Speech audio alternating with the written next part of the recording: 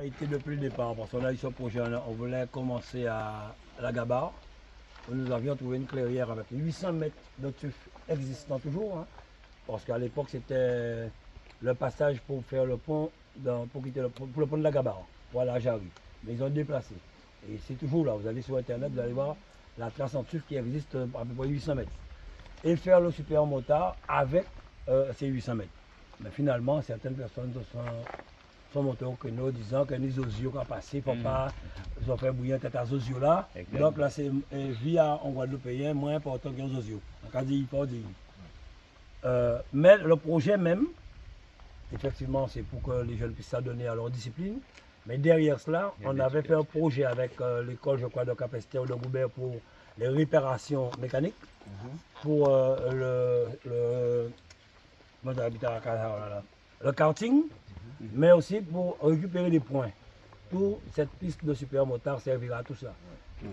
On va prendre un peu des cours de code. Donc c'est un projet qu'on avait fait avec le Bainbridge, Capester, je crois, et Goubert, mais aussi avec l'État, dans le cadre de la sécurité routière. Je pense qu'Alex est bien placé pour cela, il travaille avec la sécurité routière. Donc je pense que là, ce qui est important, c'est que nous puissions aller vite.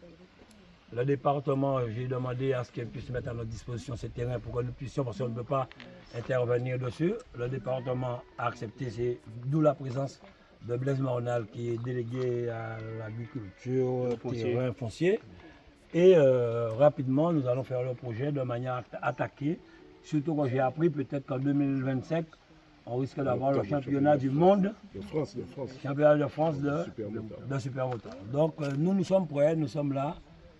Ça fait quand même un moment qu'on se bat pour pouvoir doter la Guadeloupe d'un complexe de motos, hein, moto, karting, quad, sport mécanique.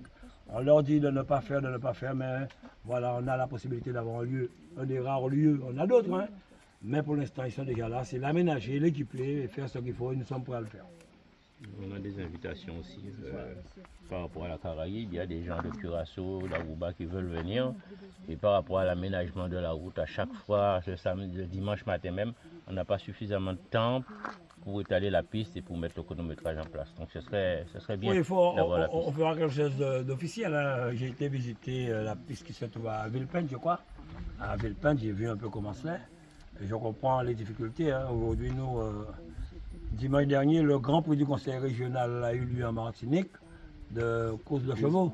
Parce qu'on a une seule piste en Guadeloupe, il faut la moderniser. Ce sera le plus grand hippodrome de la Caraïbe. On espère, si Dieu veut, inaugurer en novembre 2024. Mais quand on nous a dit ça raide, mon Guinée cheval a fait Maradayo. Donc c'est comme aujourd'hui, le stade des Abîmés est fermé, le stade de Petit-Bourg est fermé. Donc c'est Sainte-Anne qui reçoit la compétition. Il faut que les gens se mettent en tête. En plus, avec les aléas que nous n'attendons pas, des cyclones, des glissements de terrain, donc tu prends du retard. Mais